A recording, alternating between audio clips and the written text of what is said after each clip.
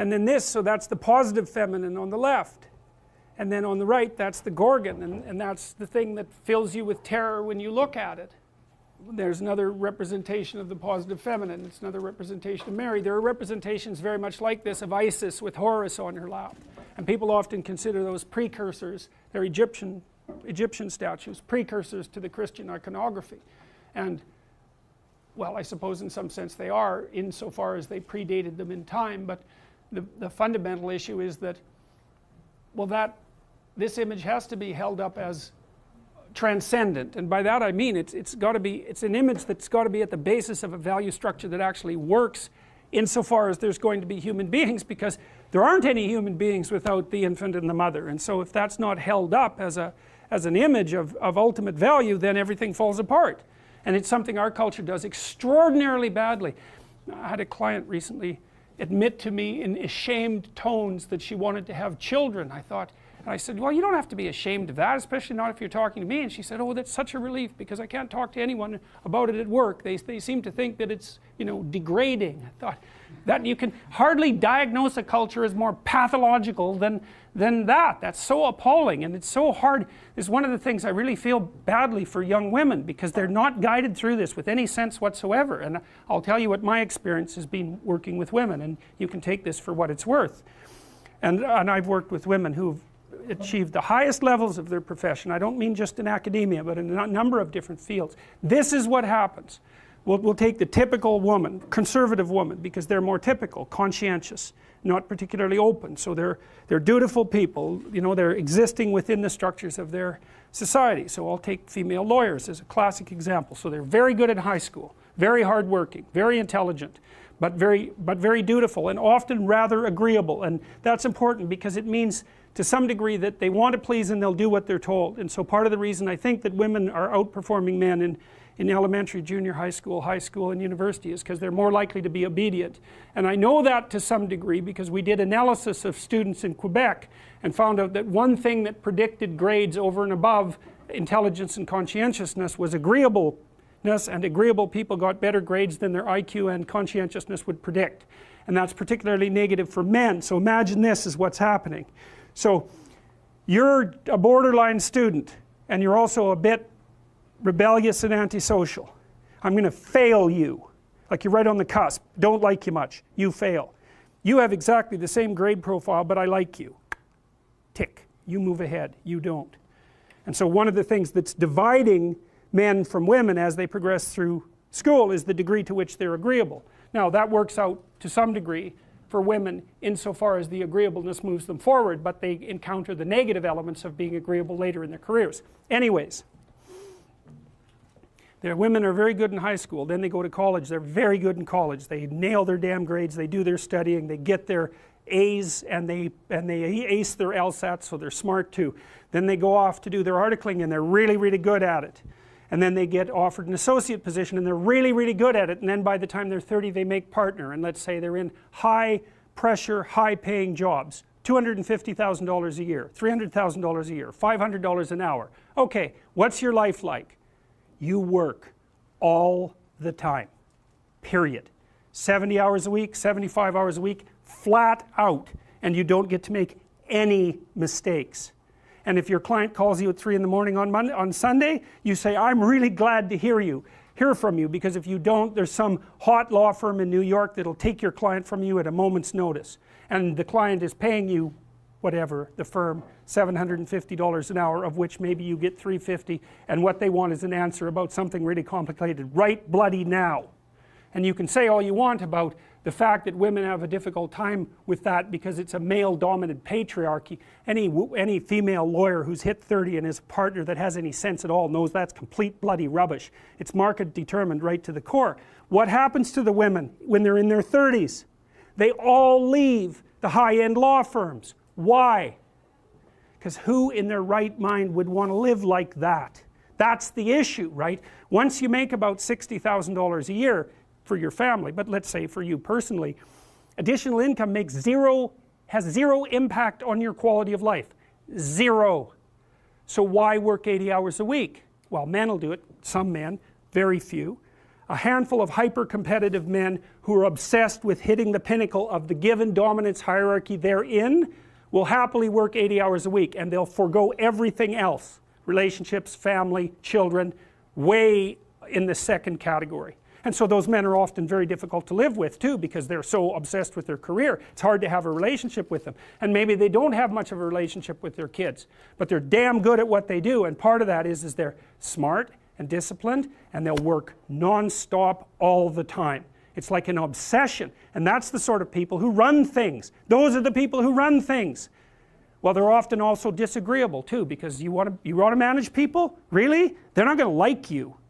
You know, and it's not an easy thing to not be liked, and actually if you're an agreeable person, and women are more agreeable than men, it's quite painful to be disliked. But if you're in a managerial and executive position, the probability that people are going to like you is quite low. Now, if you're a real son of a bitch, then they're going to dislike you more. But those positions are very stressful, partly because of the interpersonal dynamics, and they're also incredibly, incredibly competitive. So the women hit that at 30 and they're completely qualified, and the law firms are bloody desperate to keep them, because it's really hard to find highly qualified people, especially once you've put all that time into training them, especially if they're also good at bringing in business. The law firms trip over themselves to try to keep them. They can't. The women think, why in the world am I doing this? Why in the world would anyone in their right mind do this? Especially because they're often married by that point too, and generally they've married a husband who makes as much money or more than them. So they don't need the damn money. And so they think, well, there's more to life than this, which is exactly the right thing to think. And so then they go and find a job that's 9 to 5 and controllable, so that they can hire a nanny and have some kids and have a life. And it's like, yes, that's the intelligent thing to do. So we've got things backwards in our culture. We're thinking, at least in part, why aren't there more women in positions of power? Wrong question. The right question is, why are there any men at all who want those positions of power? Because it's not just positions of power. You have to be such a knothead to think that. Oh, it's a position of power. It's like, sure, but it's a position of overwhelming responsibility. And if you make mistakes, you're done. Right? It's not like you occupy that position of power and everyone does what they're told all the time and your life is easy. It's like, forget about that. People are on your case to do exactly the right thing all the time, 100% of the time. And maybe you want that, and maybe you don't. So I don't know what people think is these people are all sitting in their offices with their feet up on the desk, smoking cigars and oppressing the world. It's like, that isn't how it works. Those people, they work flat out all the time. So, and it's fine if that's what you want, and some people are like that. They're hyper-industrious people, right, from a trait perspective, no matter where you put them. If you put them in a forest with an axe, they just wander around chopping down trees non-stop, right? Because it's built into them. But if you want to have a balanced life, and you should want that, you know, because the other thing you'll find, and this is God's gospel truth, is that the older you get, if you have any sense at all, the more important your family is to you.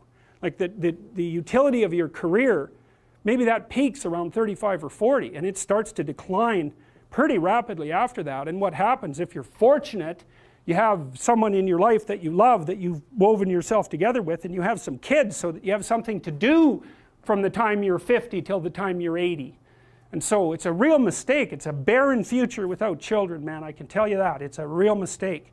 And so we do a terrible job of say, putting that image forward and saying, well, yeah, now, you know, because women have access to the birth control pill now and can compete in the same domains as men, roughly speaking, there is a real practical problem here. It's partly an economic problem now, because when I was roughly your age, it was still possible for a one-income family to exist. Well, you know that wages have been flat, except in the upper 1% since 1973. Why? Well, it's easy. What happens when you double the labor force?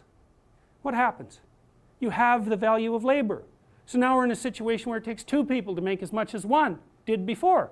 So we went from a situation where women's career opportunities were relatively limited to where they were relatively unlimited and there were 2 incomes, to where, and so women could work, to a situation where women have to work and they only make half as much as they would have otherwise. And now we're going to go into a situation, this is the next step, whereas women will work because men won't.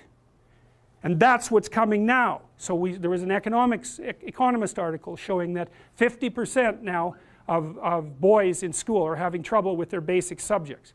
And you look around you in universities, you can see this happening. I've watched it over decades. I would say 90% of the people in my personality class are now women. There won't be a damn man left in university in 10 years, except in the STEM fields. And it's a complete bloody catastrophe.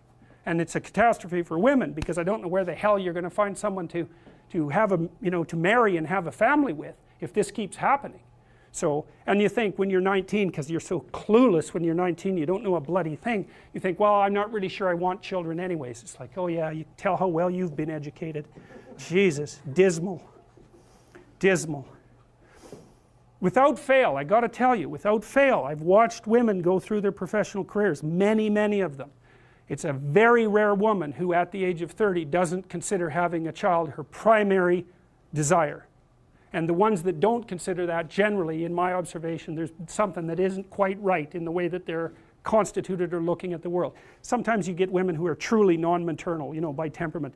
They have a masculine temperament, disagreeable, they're not particularly compassionate, they're not maternal, they're not that interested in kids. Fair enough, man. But there aren't that many of them, and there's plenty who will not admit to themselves that that's what they most desperately want. Do you think women would be better off if they had kids earlier, focused on a career, say in their 30s? Who knows? Like it really is a problem. That seems like a more rational decision to me. Yeah, it's a really tough one. I don't think anybody knows the answer to that, because I mean, if you're 35 and your kids are, say, 10, 11, yeah, then you can go get a bachelor's degree, get your master's.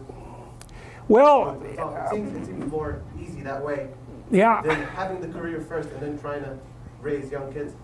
yeah, I can't answer that, because I've seen women do a good job of it both ways. And you do get the odd woman who manages a high-powered career and kids, but Jesus, those women, man, like they buy more powerful microwaves because it'll take 45 seconds to cook the food instead of a minute.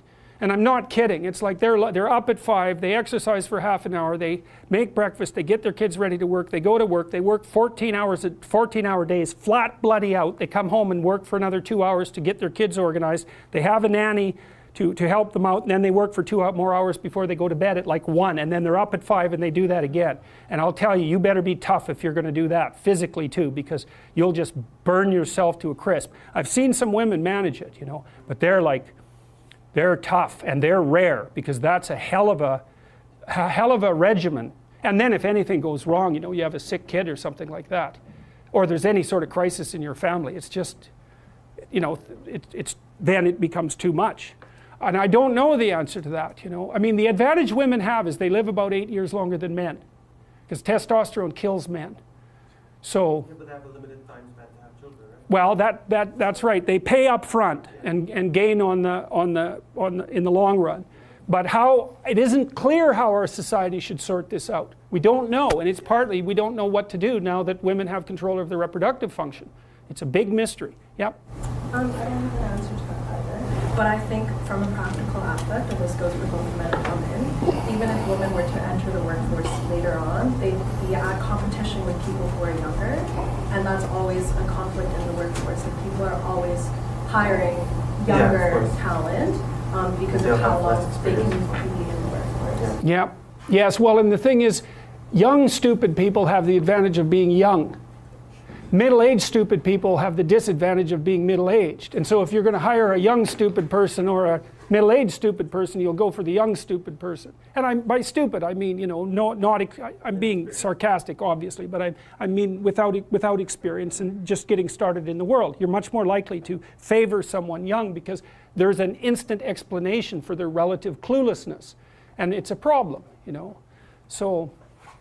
So I don't know what the answer is, but one answer certainly is, at least in part, is to start letting young women know what being 30 and being female is like, and also to disabuse them of the notion that there's something magical about a career. First of all, most people don't have careers, man. They have jobs. And the reason you get paid for a job is because you're being asked to do things you wouldn't do unless you were being paid. And so it's not some utopia of cigar smoking with your boots up on your desk. That's for sure. Not that would be such a utopia to begin with.